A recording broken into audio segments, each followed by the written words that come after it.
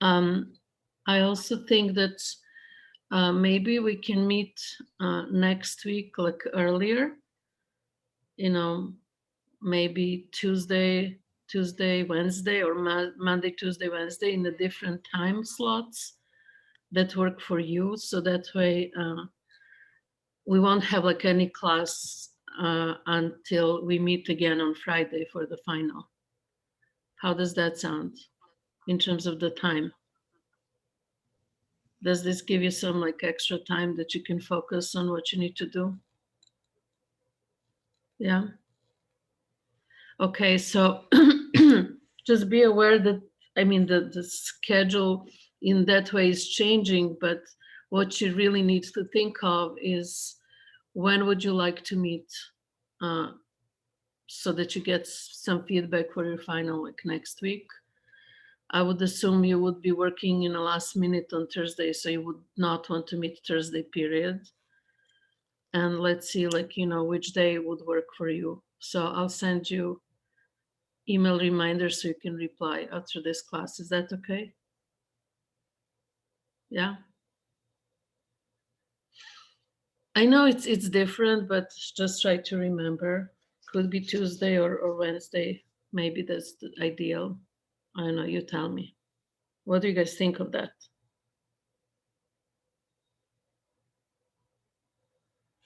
Any responses? No, nothing.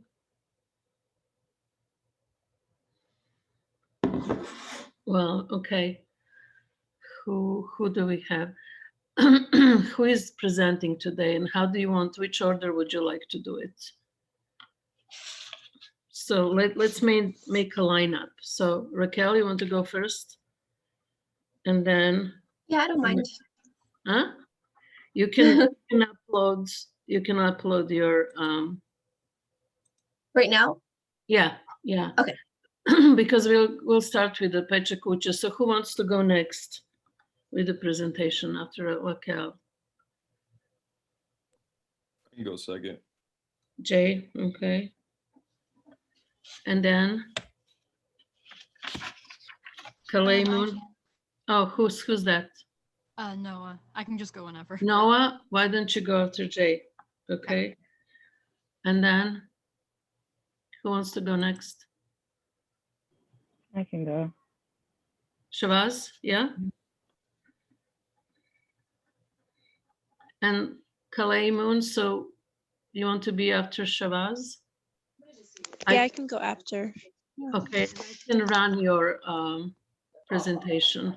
Okay. You just need to tell me, like, you know, go to the next and stuff, okay? Mm-hmm. Okay.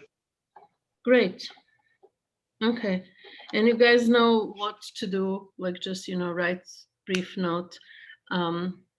Let's make it like relatively fast so that we can go to the individual meetings after this, okay? How long should I could put a timer on just so I could, you know, keep track. I don't want to go for too long. How long would you say? It's like 6.5 minutes. Okay. How fun. Okay.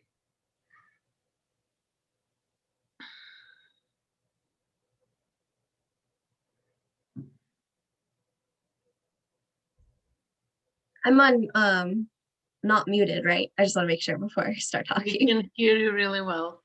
The sound is really good. Okay, cool. Okay, so for this, I did mine on my SC Rubio, and this is her right here.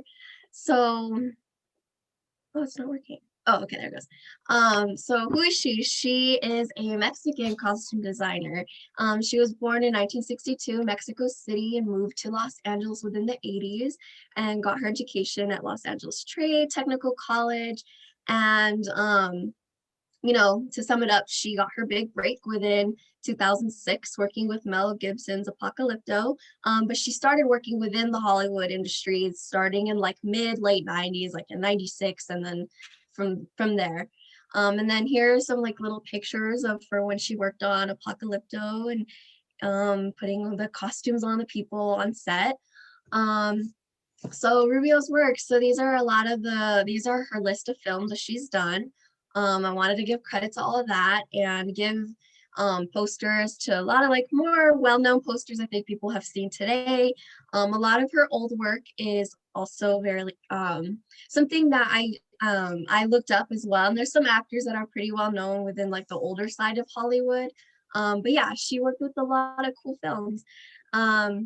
So I wanted to discuss the type of style I noticed within this kind of section of her work, of like what I tended to notice that there was a pattern of in terms of her being a costume designer. So the style I had noticed at first was science fiction. So I'm going to go into a few things that I had noticed in like a few of the films. So one of them is a widely known huge movie that I remember coming out was the Avatar film.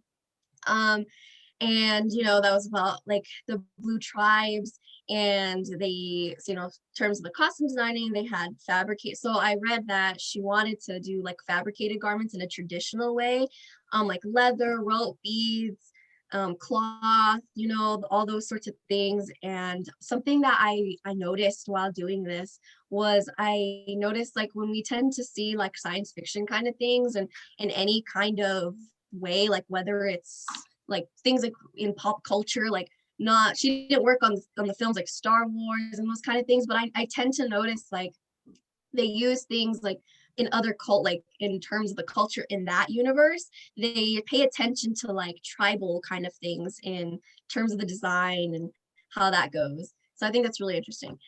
So another one was John Carter. I don't think it did that well in the box office, but I know it was a Disney film that was, I think, anticipated.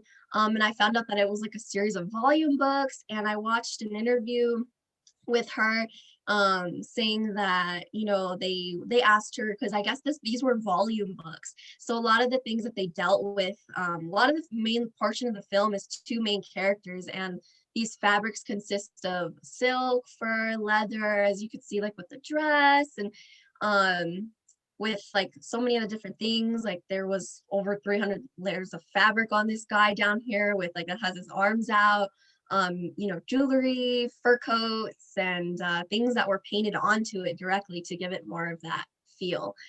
So yeah. And another awesome film that that's pretty well known, you know, within the Marvel industry is the Thor Ragnarok. I know that one's a very popular one amongst Marvel fans. It's an awesome one. I love this one. And I also was reading on an article on the kind of approach they wanted to do with this film. It's very different than you notice from the other films. They tend to be more darker. This one was more a little fun. It had little gothic things to keep with the theme of the characters. So medals, robes, wedge heels was a big thing, you know, within their Asgard people. Like they had a lot of I remember she said in an interview she wanted to keep shapes of trapezoids and rhomboids, and they wanted to keep a lot of different like unique shapes within the characters. I guess that was an approach that the director wanted it, like itself, to give more of that, you know, out of world feel. And you kind of notice it when you look at their costumes and see different odd like shapes and stuff like that. So yeah, so that was like a style I noticed within like science fiction work. She tends to work with, or is pulled to those kind of films that she loves to work on. So, and then another style I noticed was decades. So a lot of her earlier films as well kind of go within different time periods that I noticed. And I was like, oh, that's really cool. Like she's really drawn to these kinds of things. So another film that I didn't really know that well was called The Great Wall.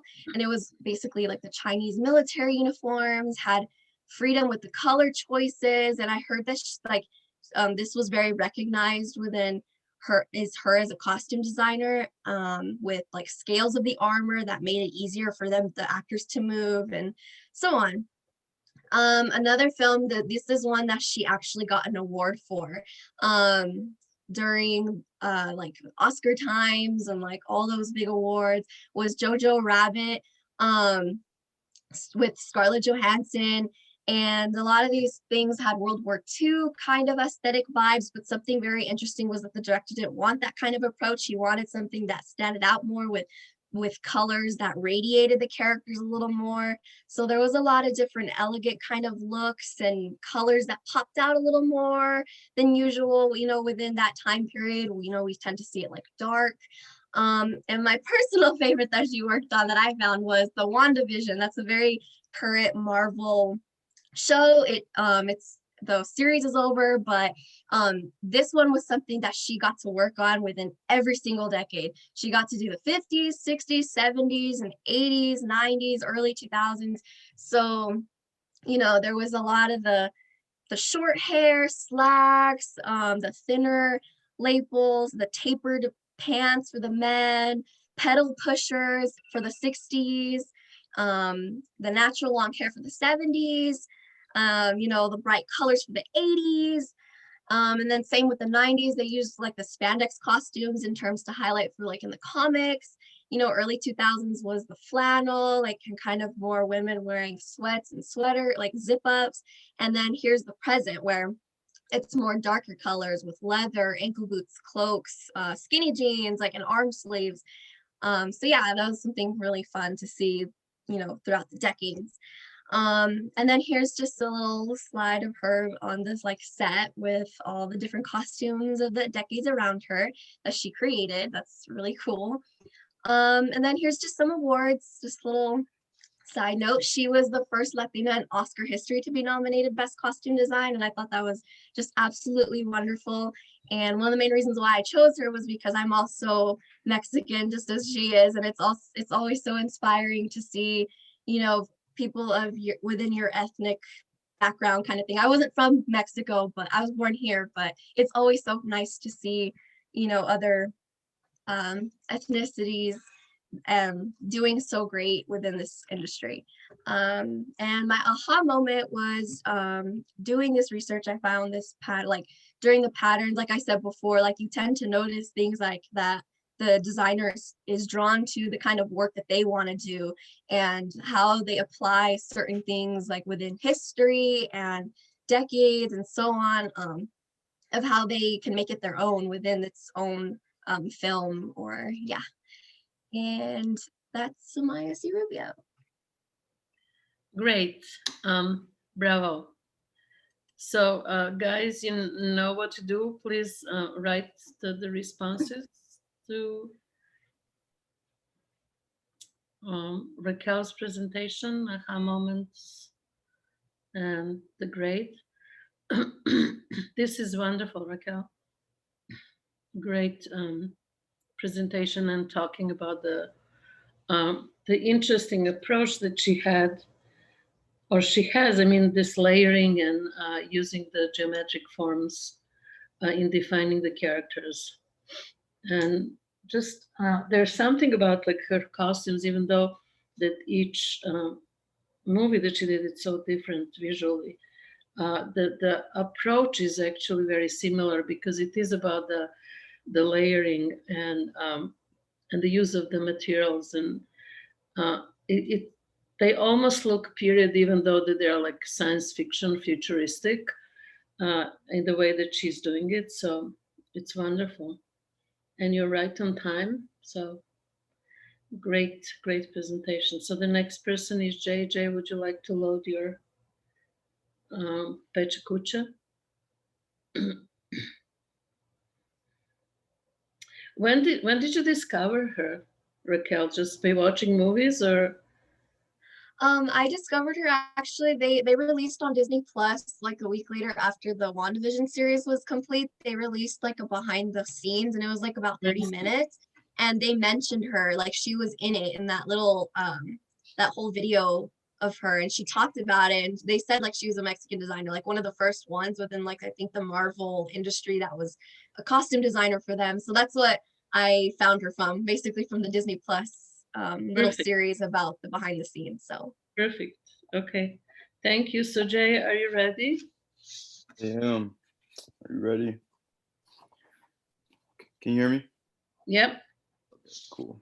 So I'll start us off. So hi class.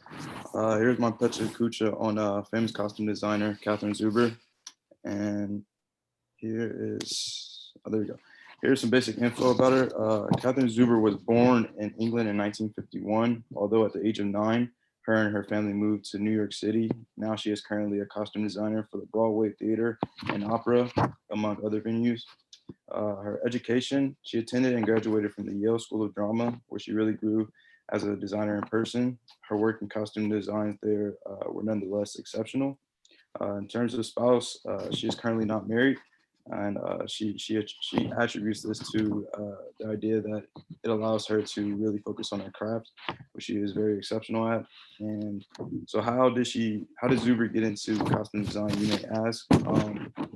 Well, her first choice of career was photography, but she switched to costume design because she found photography to be, quote, a lonely art form. In addition, she enjoyed the collaborative nature of working in theater. Now she has been referred to as, quote, one of theater's most sought after costume designers on both coasts. Employers, as touched on earlier, Catherine Zuber currently works for the Broadway Theater and Opera in the great big city of New York. She has been working for them for the last several years and truly loves it, living and fulfilling her passion every day.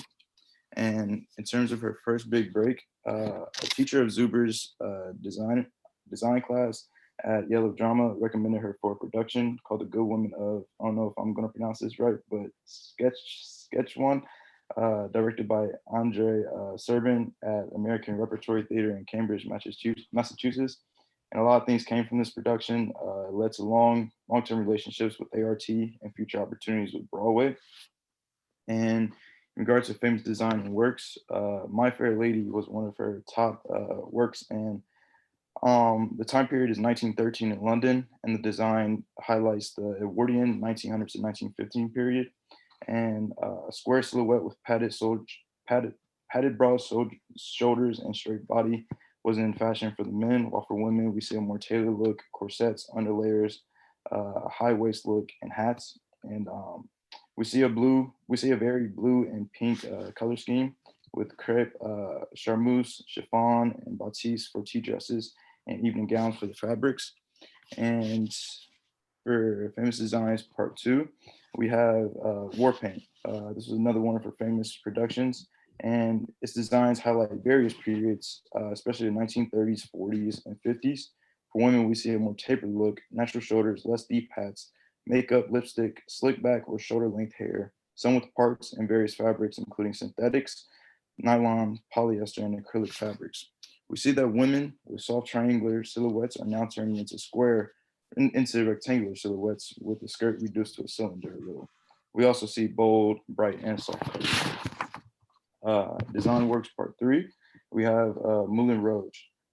This production highlights the 1890s, aka the gay 90s of the Victorian era. And for women, we see an hourglass silhouette. Hats with feathers, corsets, and flowy dress material is also seen in Zuber's designs. We also see darker colors. Saying this, according to Zuber, this design of hers is a nod to the period, but incorporates modern aesthetics to highlight the brilliant use of modern music in play. And then lastly, in terms of works, we have The King and I. The production and its designs highlight Western and Eastern periods, especially the 1860s of the early Victorian period for the character Anna, known as crinoline for the character. We see a sloping shoulder, small waist with the corset silhouette for women, and a widening at the bottom of bell-shaped skirts/dresses. Fabric included cotton, silk, wools, and lace for women, with the hair including ringlets at times. We also see a mix of bright, mild, and darker colors. So you may ask about her process of how she goes about it. So according to an interview with Broadway, her design process is going to the museums, the Metropolitan Museum specifically, and reading novels. She really loves French literature, and she says that it is very descriptive of time and place. And she also says old films, music, and photographs are also big on how she goes about her process. And then the overarching inspiration influence for everyone as costume designers is traveling. She really nails this down as saying that as a designer, you must have interest in the world and different cultures. And travel helps a designer to experience and immerse themselves in cultures that are different than those he or she knows well. So challenges, we all have challenges. With each production and costume design she produces, Zuber says that her consistent challenges include finding things that can be different, but just as powerful. This shows that uniqueness is important to Zuber, and her designs to reel in her audience, but also paying homage to originals is the key. comparisons, there's really no one like Zuber, although she has been compared to Susan Hilferty, William Ivy Long, and Paul Tazewell, Greg Barnes, and Clint Ramos, who are also involved in Broadway and other venues. And she also had a series of interviews, and it talked a lot about new age costume design. And she said that lighting design have changed the perceptions of color in theater. And she also talked about how they also asked if she gives her sketches to her actors. And she said, it depends. She said, it's awesome to get their feedback, but it also just depends on how she goes about the costume design. So accomplishments, she has won a series of awards, 7 Tonys, 1 Lawrence Olivier, 2 Drama Desks, 2 Lucille Lortels, 1 Helen Hayes, 5 Out of Critics, and 2 Obie Awards. And some fun facts, surprisingly, her favorite costumes aren't the most beautiful, and her first Broadway show of The Red Shoes, a famous ballet movie originally that she chose to create as a musical version, was a complete flop. And lastly, you might ask why I chose Captain Zuber. So I chose her because I was once in the King and I as an elementary student and absolutely loved it, and when she was too a costume designer. And I also came across Zuber while reading the course book and found her very interesting. And lastly, for my aha moment, it came after learning how inspiration can come from so many different places and sources, usual and unusual. And it can be from the environment, magazines, grocery markets, as Zuber does. And each incredible resource can be influenced in Zuber's case. And a camera source is also vital as a designer, so you can draw inspiration from everywhere. And that is my presentation. Here is my bibliography. It's fantastic. Thank you, Jay, for this. Guys, please respond in the writing to Jay's presentation. I really appreciate your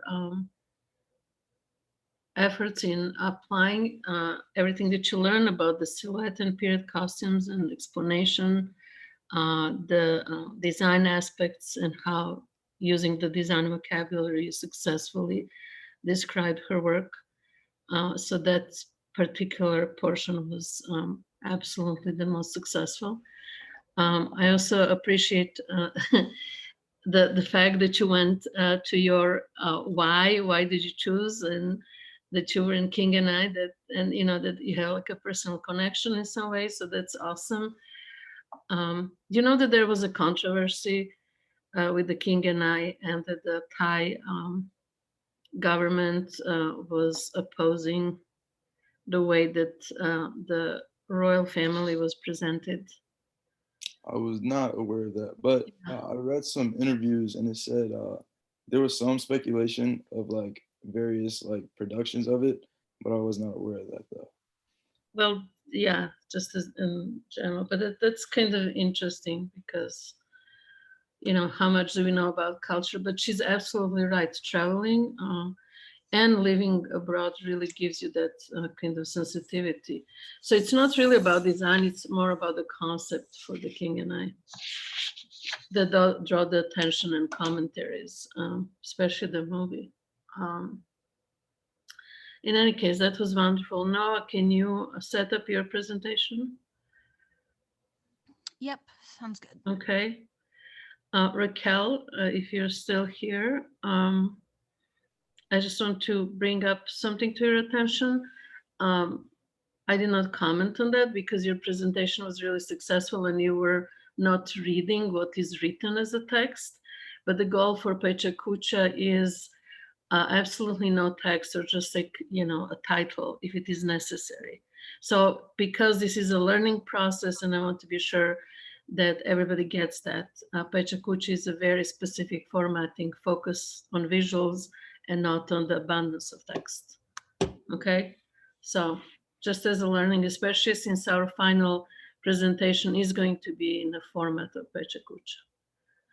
Okay, so Noah, yay, you're ready. Yes. Go for it. Can you hear me? Yes, perfect. Fantastic.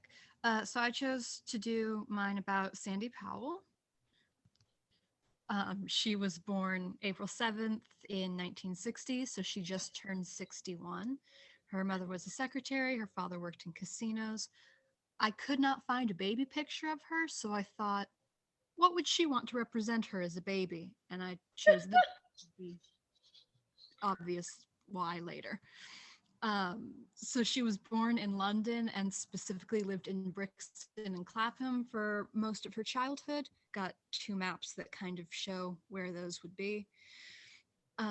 She learned to sew when she was a kid. Her mom taught her on a Singer sewing machine. These are ones that would have been made about the time that she was born. She really liked sewing outfits for her dolls and was inspired by a lot of theater productions. So she was into that from a very young age.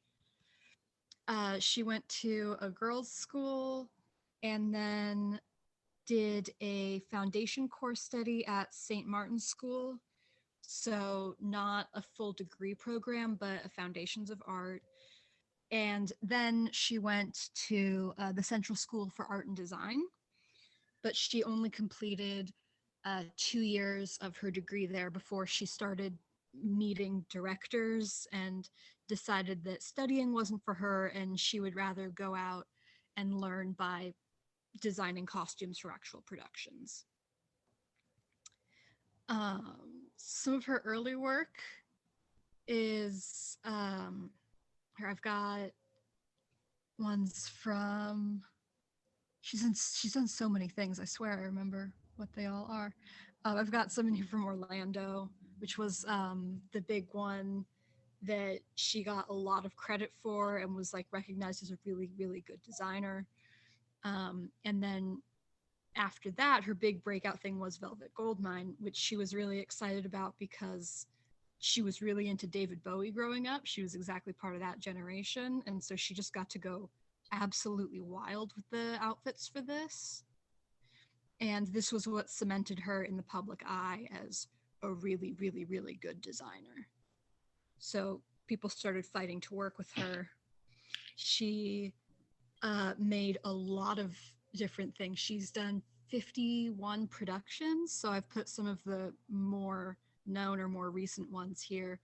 I think here we've got Carol, which was just a couple years ago. She did the most recent live action Cinderella.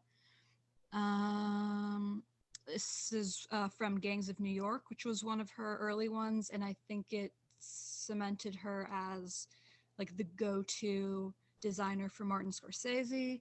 And then this is for The Irishman, which is one of her more recent ones that also won some awards. And that one was very interesting for her because it was relying on suits and very classic looks. So a lot of it was focused more on the silhouette to make characters stand out in scenes rather than give them more dramatic outfits. So I picked her because in the most recent Cinderella, there was a lot of talk about the dress. In Cinderella remakes, there's often a lot happening with the dress in the ball scene because you need to make her dress look very different from everyone else's. And some people do this by putting everyone in the same style of dress, but only having her in blue. Some people do it by having everyone in blue, but have her in a different cut of dress. And for this, the skirt is really what makes it special. It's a million layers of different fabrics that are all layered on top of each other with a slight color changes so that when she spins, the colors all move and blur together, and it really looks magnificent. And that's why I wanted to look into her to see more about how like incredibly complex and difficult it was to make that outfit. Her techniques are very interesting to me because as I was researching her, I realized that there's not one specific look that she's known for. It's more that she's known for her ability to understand what a project needs and be able to perfectly identify what that should look like and how that should be expressed. One of her major talents is the silhouettes. She got a lot of recognition for doing Shakespeare in Love. I've got a quote here. It's from her at the time apprentice, which is, we research what the period silhouette is, and she looks at it and she keeps looking at it until she decides, and then she pounces. And sometimes it's the period silhouette, absolutely textbook, and other times she flips it on its head, but it's always at the service of the story. So she got a lot of recognition for the way that she dramatically changed the outfits for the period in Shakespeare in Love to more emphasize the characters and the story, and work more as a tribute to the era, because the story was working as a tribute to the era instead of a direct retelling. She has been nominated for and won so many awards that I couldn't really list all of them, but you can see that she's won Saturn Awards, Costume Designer Guild Awards, Academy Awards, she's won Satellite Awards, Critics' Choice Awards, British Academy Film Awards, all in Best Costume Design and Excellence in Film.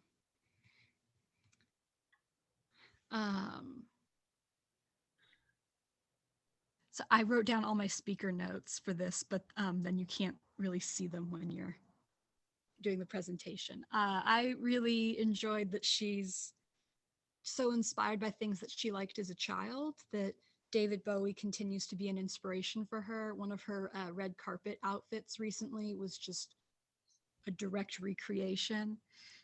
She talks a lot about connecting old designs to modern times, or using modern inspirations to make period costumes, this ever-changing, ever-connected idea of the new and the surprising, always paired with the old and the known. Also, this is what she looks like. She's very cool. I really can't even list all of the different things that she's done. It's 51 things. You can see from her oldest, which is Midsummer's Night Dream, which I thought was really interesting because that's what I'm doing for my final project, all the way to one that's in post-production right now and coming out next year. She's done so many things in such a wide variety of genres.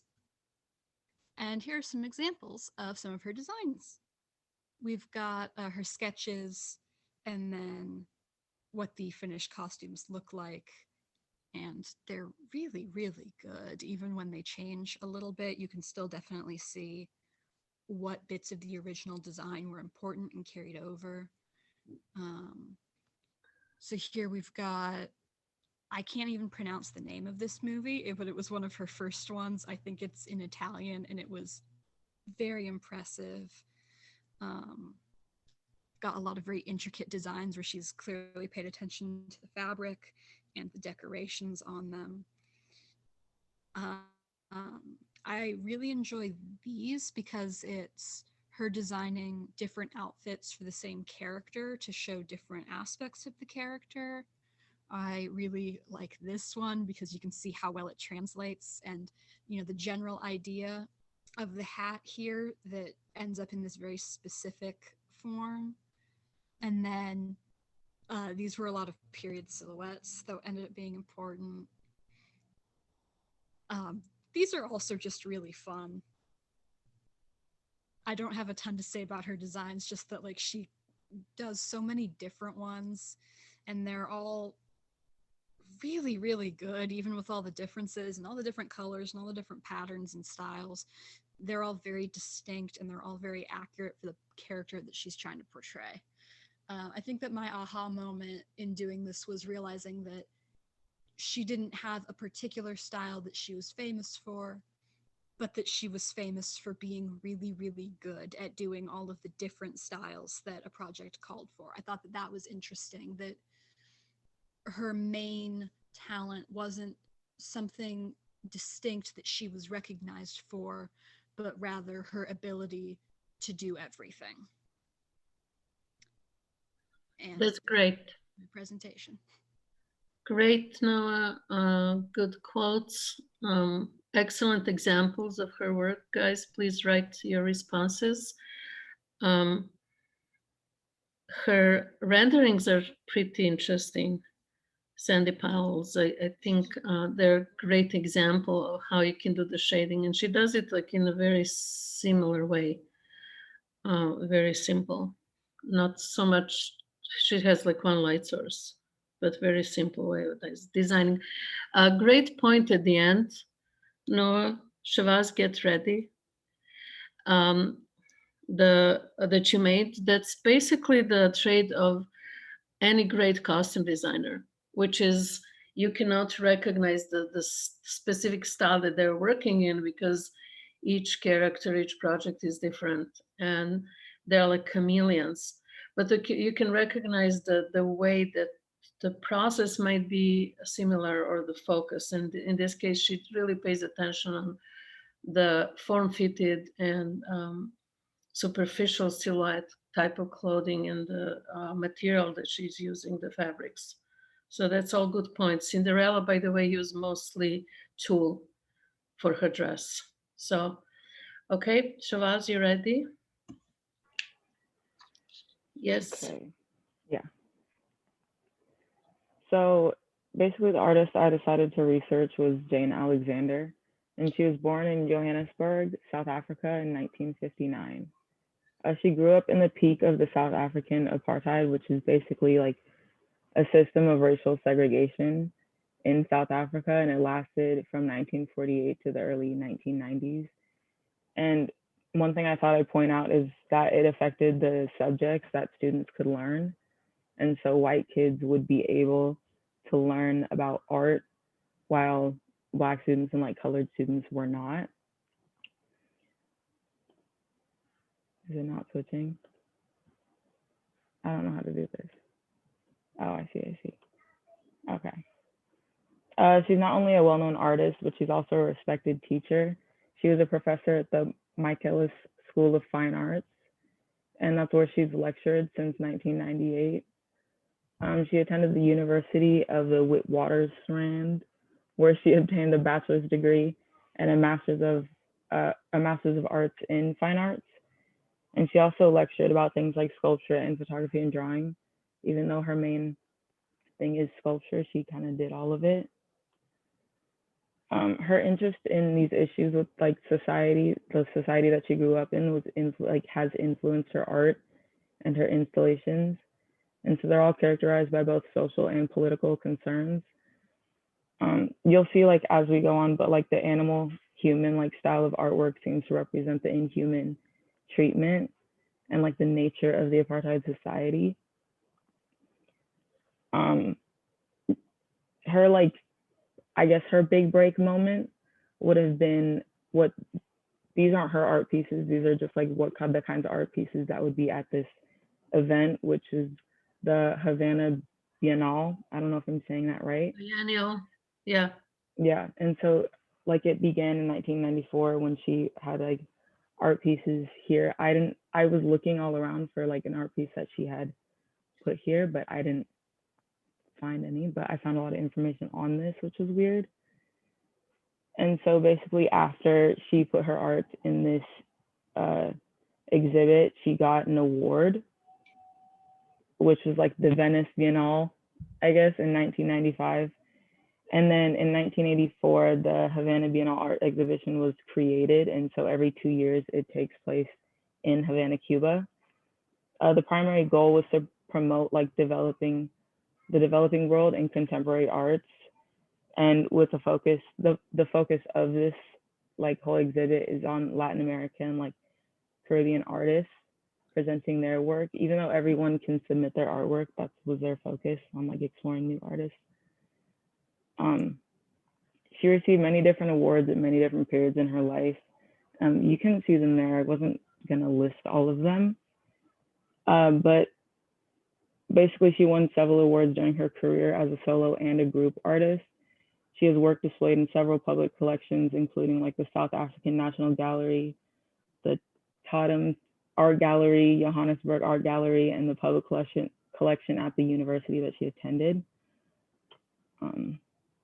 But like now to get more into her actual like physical art, this is one of her more well-known pieces, and it's called The Butcher Boys. And so basically it's a sculpture that she produced in 1986, and it's 3 figures like kind of human-like, but you can see that they have horns and like they're kind of pasty, like kind of creepy looking, and they have black eyes. They're sat on a bench without like mouths, possibly alluding to the severity of like political and this like social situations that she's been in. So like as we go through these, just kind of like if you closely look at everything, you'll, are they that blurry to you guys? No, it's good. Okay.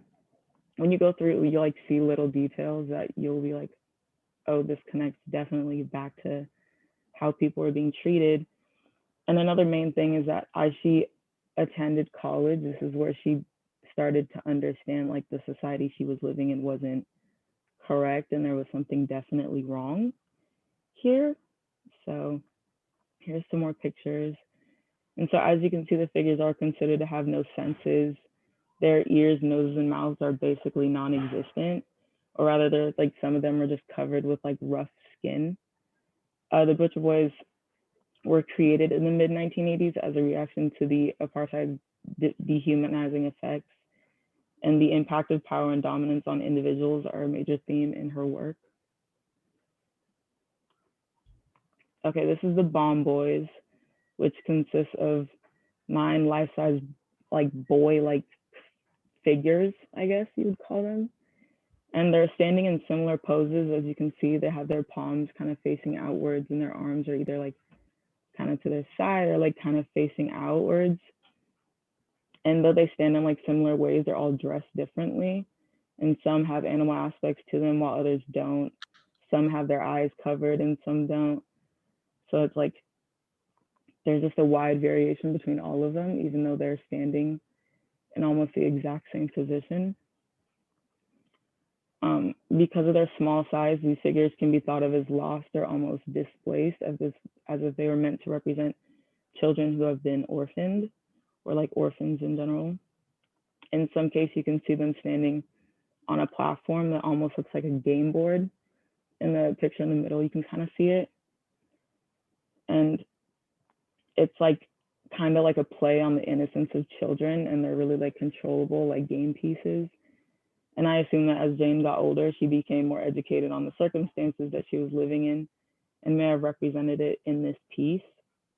When I look at this piece, I see like kind of mindless, impressionable children, no matter how they look, just because they're like, they still look very small and like fragile.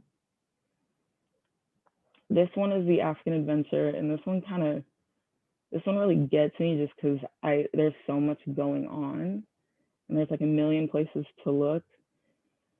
And so like you can see in the corner, it depicts 4 childlike figures. One's in a dress, 3 are in tuxedos, and they're standing on TNT boxes, which is weird. And then there's like this one creature. I'll show you in like, there's more pictures, but it has a bunch of strings attached to it, kind of leading to the ground, which is full of scythes. You can kind of see in that bottom right picture, those are a bunch of scythes on the floor. If you don't know what scythes are, they're like farming tool used to cut down like corn and crops, I guess, but they're really like curvy long knives basically. And there's also toy-like tractors on the floor, and they like, you can just see that there's a lot of structures and there's like a lot going on here. In total, there's 13 figures, and the 13 individually titled figures have very little in common besides the red soil that they all stand on. There's like no interaction between them. They're all like turned away from each other. And so that like, there's some kind of like lack of dialogue, even though they're not talking, but you can tell if like they're looking at each other, maybe something's going on, but they're not even facing each other in any way. And so like, they also seem awkward to me. I don't know if anyone else gets that vibe, but they all just seem a little awkward. And so this work is kind of like a reference to all the things that people were experiencing in South Africa, like colonialism and apartheid and being stripped of like basically any identity. Okay, the infantry, this is the infantry. It was a large sculptural installation comprising a group of these like weird marching hybrid figures on a red carpet. And in front of them, you can see like a dog-like creature just kind of standing there. The figures are in the position of walking, and the small dog creature is like facing towards them, which I thought was interesting. The group seems to be representing a group of officers or soldiers.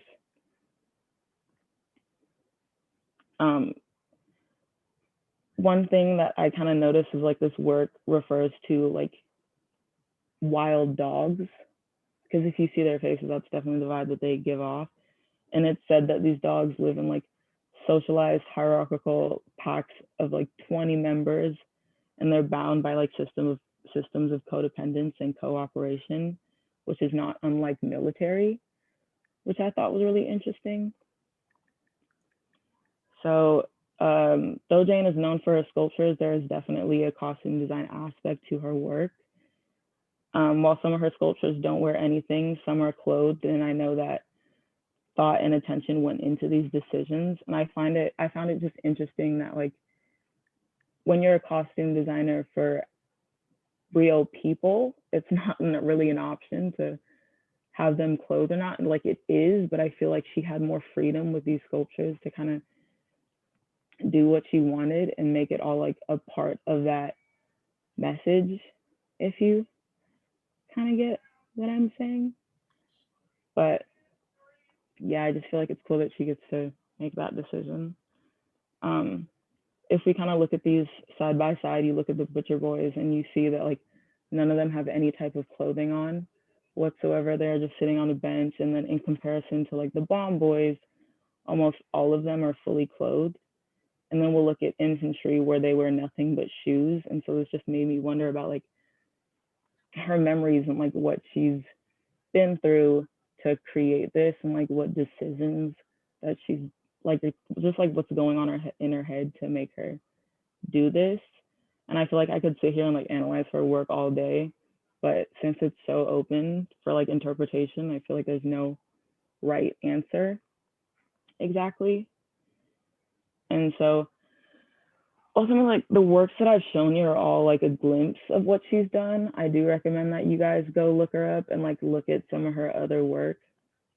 And I find the fact that both like political and social problems are what makes her work so incredibly powerful. And this is why I chose her as like my artist. And I'm also someone who's inspired by political and social work in my like the art that I create.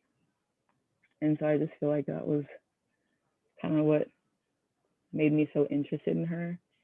And then I feel like for like my aha moment was just when I like saw all these figures and I realized they were hybrids. I found myself focusing more on the message that she was trying to portray instead of like what they looked like.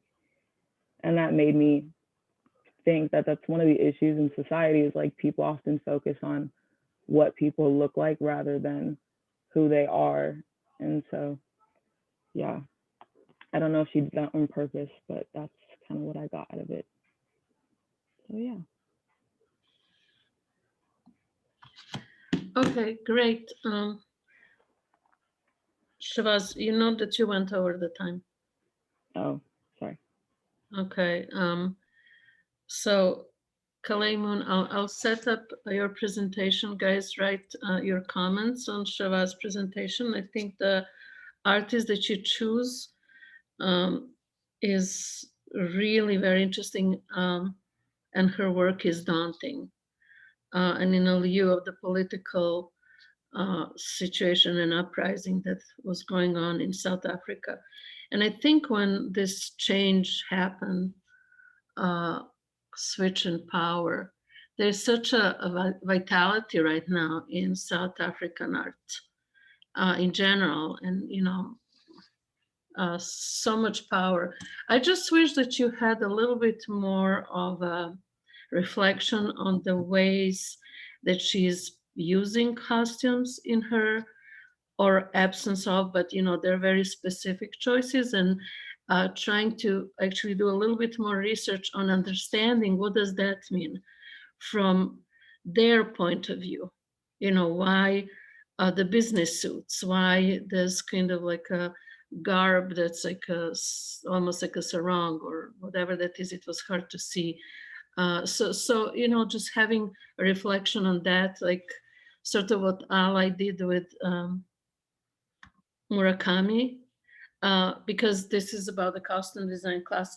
And you know, if you did more research in South Africa and their references, like cultural references, and what is that they're using in their art and the music, even more specifically, it's so strong and the message is clear, and it just like it's slightly deviating from what we perceive here, because it's slightly different culture. I mean, it is. So I wish that there's like a little bit more of that, you know, in your presentation. But she's definitely, her work is definitely standing out, and it's great to know that there is artists doing this kind of work, especially since she's white, right? You did not mention that. Yeah. Talking about the humanization and so forth. And I'm going to try Kalei. Moon, are you there? Yeah, I'm here. Okay. So can you see this? Mhm. Can everybody see it? Well, to play the audio, you just have to like hit the arrows or the space button, I guess. Space bar. And then it'll just play. Yeah, here we are. My Pechakucha is on Academy Award-winning costume designer Colleen Atwood. She fashioned an extensive career designing some of the most visually extravagant costumes of the last 4 decades in the film and fashion industry.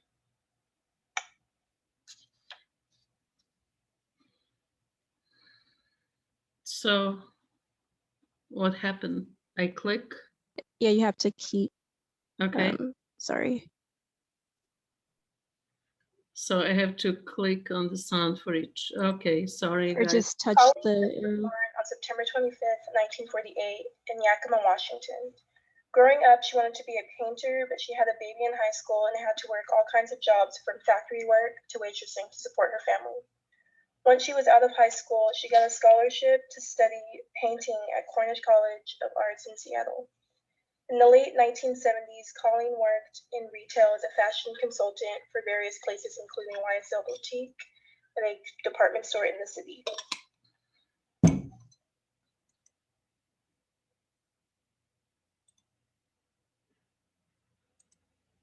SNL along with. In 1980, Colleen moved to New York to attend a summer art program at NYU Film School. She dropped out after a chance encounter with someone whose mother was the production designer for the film Ragtime. She got a job as a PA making props for the set director and the costume designer of the film. Colleen gained experience by working for NBC's SNL along with several small screen productions that featured her costume designs. She soon ventured into the world of costume design for theater and film.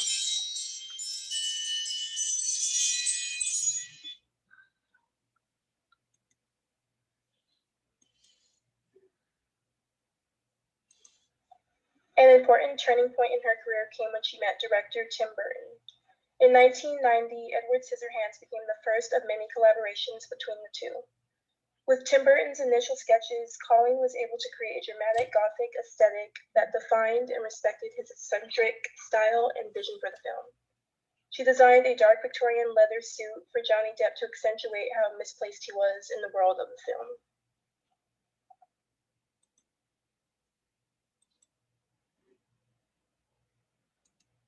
Cementing her place in the industry, Colleen designed costumes for over 60 major films dating back to 1984 till now. Some films include Little Women, The Silence of the Lambs, Fantastic Beasts and Where to Find Them, and Sleepy Hollow. All of these films include designs ranging from period costumes to fantasy silhouettes or to minimalistic clothing for more character-driven films.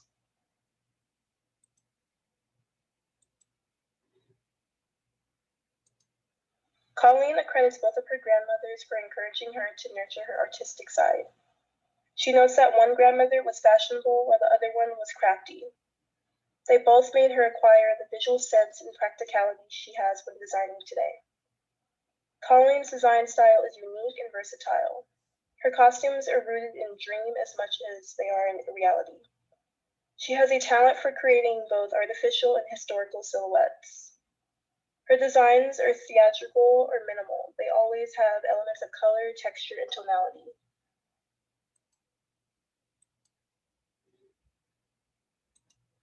For Colleen, color and texture are the key elements to emphasize a mood in a scene and understand the character's personality and purpose. Color, contrast, and unusual scales and materials help express the character's mind through their garments. Her costumes are reflective of the diverse world within a film.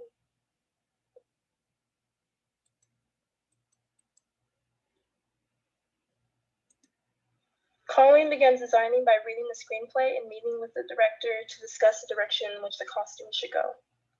Then, she does extensive research to ideate a formal concept that may be based in fantasy or reality. For clarity, she will develop sketches with detailing and labeling. To finalize her ideas, she considers what fabrics are available and begins utilizing basic and innovative materials to incorporate her own textures through transfer and layering techniques.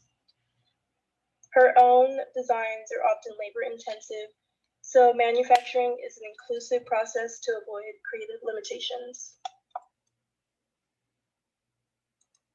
Over the years, Colleen formed solid working relationships with directors Rob Marshall and Tim Burton.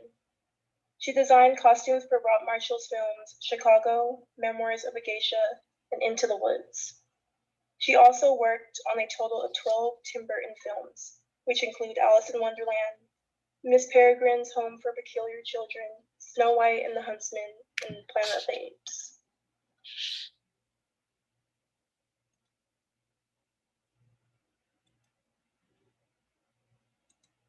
For Memoirs of a Geisha, Colleen traveled to Japan for extensive research. She worked with Japanese fashion consultants to interpret a refined tradition for cinema. Colleen and her team chose to elongate the silhouettes and use ornamentation with restraint. The colorful kimonos took 30 workers to construct more than 250 kimonos in 4 to 5 months, using embroidery and hand-painted silks.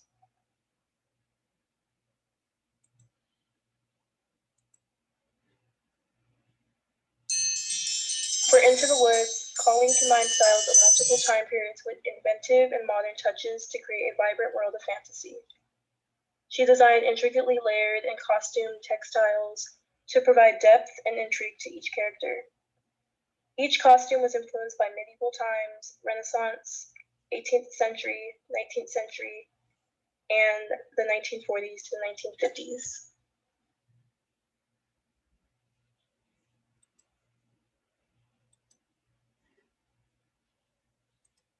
In Alice in Wonderland, Colleen's preliminary sketch for the Red Queen plays with the scales of her head, and the final approach to the costume is inspired by the Elizabethan fashion era. She gave her a high collar and a wasp-like midsection, and the deep reds, black detail, and gold accessories are reflective of the character's aesthetic and personality.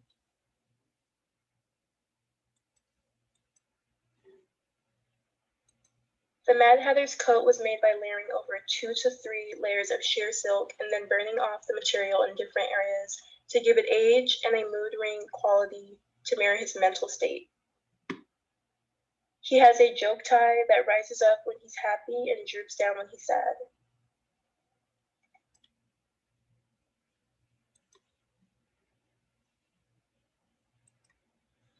Colleen loved designing costumes for Miss Peregrine's Home for Peculiar Children because each of the children were strongly depicted in the story with a unique sense of style and substance.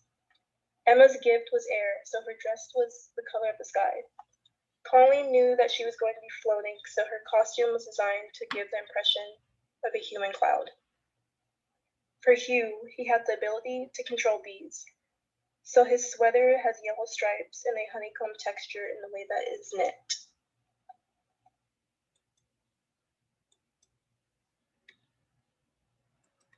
Colleen's craftsmanship was most evident in the extravagant assembled designs for the Evil Queen in the film Snow White and the Huntsman. The Evil Queen has interesting evolution in her costumes to define her personality and journey to the film. Colleen's costume designs incorporate elements of a medieval fantasy genre. Colleen took advantage of the technological advancements of materials and the camera. She notes that the HD enriches the images shown on screen, emanating light to reflect texture.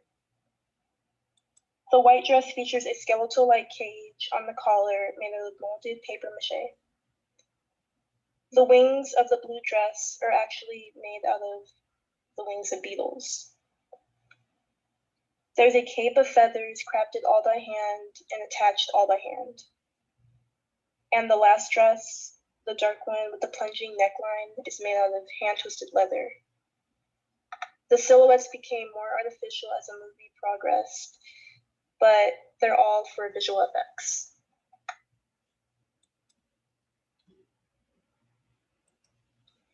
For Planet of the Apes, Colleen said that working on over 1,000 costumes was physically difficult because it was at a time where visual effects weren't as advanced. So she had to hand design and craft armor and body casts to transform the actors' bodies into ape bodies. Colleen and her team of sculptors, molder makers, cutters, and fitters began working 4 months prior to the production.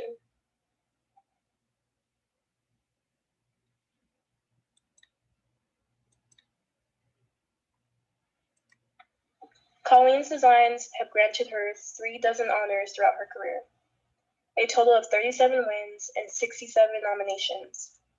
She has won 4 Oscar awards, 3 BAFTA awards, and 1 Emmy, and many more over the years.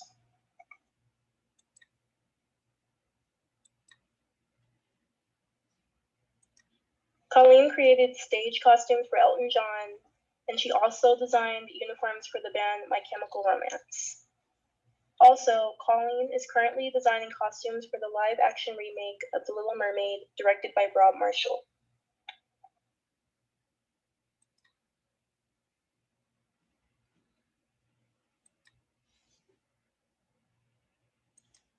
Honestly, I had never heard of Colleen Atwood or known about her work as a costume designer, so I was impressed and surprised that she was behind so many of my favorite movies.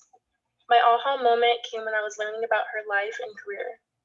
Visually, Colleen and so many others play a key role in the world of cinema and fashion, creating timeless and prolific costumes from 1984 till now. I appreciate her talent to create and define how wardrobe can create a story within a story.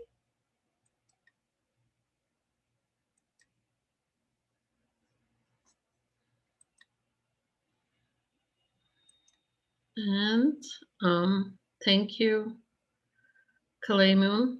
That was fantastic. I'm sorry, you guys. It took me a while. I don't know why the presentation was not responded when I clicked for the first time. So it was with the intermissions, but I hope it's okay. So guys, please respond to Kalei Moon. Can I have your faces back? I just want to set up the next part of the class and to be sure that we are all on the same page with everything, because it seems with the shift in schedule that's happened this week, there's some confusion. So I want to be sure that we know what's going to happen next week and, you know, end of this week, so that we are all clear on this, okay? So I don't know if you guys had the chance to, those that did not write the paper, to see Almost Maine. If you did not have time to do that, there is one more chance, but it's not really full-blown production, and I'm going to post that in the news. It's a production done as an experimental kind of play with the music and weird sounds as a result of exploration what the media of the Zoom can bring into like theatrical expression. So I'll post that just in case that you guys did not have time to see the Almost Maine, or as a way of extra credit. That is, if you want to do that. I think it's this weekend. So that is one thing. Number two, I don't think that meeting as a group would be beneficial any longer, and you really need to focus on your finals. So after the meeting today, with each of you individually, we'll set up the meeting for the next week, a meeting, And I think that Thursday absolutely is out, next Thursday, which is 22nd, because you have to prepare everything for the final, which is on Friday. And final starts at 3 o'clock according to the schedule that the university proposed. And I assume will go until 5:15,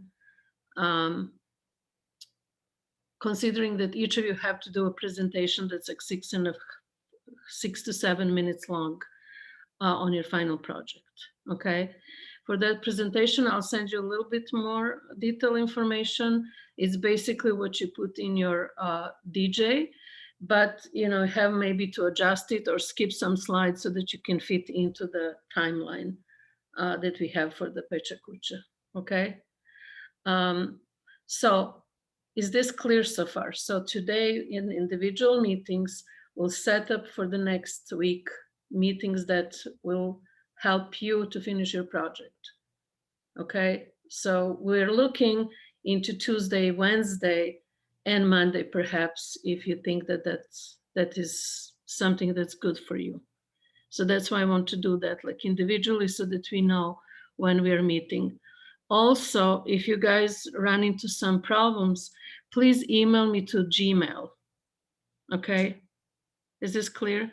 Gmail, please, so that I respond right away. Or if you have like a need to have like an emergency meeting or whatever, let's do that. But let's keep our deadline for everything to be submitted by 3 p.m. on Friday. So the DJ, all the projects, send it as a link, OneDrive, Google Drive, whatever that is, as one, and then prepare to do the presentations on Friday, your final presentations. Okay, is this clear? So right now is 10:40, and I would like to start with individual meetings. But I'm thinking, guys, and tell me, not this Friday, it's 23rd, it's next Friday. Okay, it's also posted on the Moodle, so double check that. The last thing before we start with individual meetings, a reminder, you have until April 19th midnight from today, a chance to log in twice and do the final fashion history quiz. Okay, and that's the one that it will be counted towards your grade. Emma and Anthony are sick, so that's why they're not today at our meeting, and I'm in conversation with them individually. So, okay, so we're going to start, but guys, are you okay if we have like 10-minute slot meetings today? Okay, so Raquel, are you there? Yeah, I'm here. So we're going to start now, you and me, and then the next is 10:50, which would be Noah. Noah, are you there? Yeah, I'm here. Yeah. I didn't get any more work done on it because I have 2 finals that are today, and I was kind of doing those. Okay, so there is no point for us meeting. don't When think is so. the next time that we can meet? I'm totally good for Monday if you want. Monday? Yeah. Okay, so that would be 19th. Let's share the email on the time when we're going to meet, okay? All right, cool. Do you have a specific time? I'll just write it now. Early works. Early. Okay. I'll send you, let's see who else is available. So, so that's being said, Emma, you'll be the next person then in line. So do you want to meet at 10:53, 55? Sure. Okay. Guys, just write this down. So 11:05. Faith, can you meet at 11:05? Yeah, I can do that. Okay. So then the next one would be 11:15. Shavase, can you meet? 11:15. Then we have Jude, 11:25. Is that okay? Yeah, that's fine. Then we have 11:35, Anatia. Okay, cool. Then we have J, 11:45. Yes. Ally, you're 11:55. Is that okay? So everybody has a meeting time now? Oh, can I, Lady- I'm so sorry. Can I interrupt really quick? My dog, my little puppy, he just threw up and I'm worried about him. And I don't think I can meet right now. I need to go check on him because my parents aren't home. I can take her time slot. Faith, you will jump in? Awesome. Is that you, right? Yeah, that was me. Okay, let's do that then. Raquel, you have to tell me when we're going to meet. Can we meet on Monday? I'm so sorry. He ate a sock last night and I don't know what's happening. I need to, I'm so sorry. Okay, well, let's not get Faith, let's talk right now. You guys, you can stay in or you can just log out and come back at your assigned time. How's that? Okay, Faith, let me see you. Let's talk about your project. Turn on your phone, your mic. I'm sorry. Sorry, I was traveling all yesterday and I feel like I look like a mess. So it's going well, I think. Got a few renderings done. I'm actually really enjoying doing this. I think the time travel stuff has been my favorite, and so getting to do it with Shakespeare is even more fun. Let me pull them up. Sorry, I've been doing them digitally because I was traveling. Sorry to interrupt. You're can I not meet next? Yeah. Yeah, can I meet next? I guess Tuesday. I don't know what time you're. Can you meet in the morning? Yes. Yeah, I can meet in the morning. Like meet 9:15. Yeah, we can. Okay. All right. Time. All right. Thank you. Okay, thank you. Faith, you need to share something? Yeah, sorry, it's on my other computer. I'm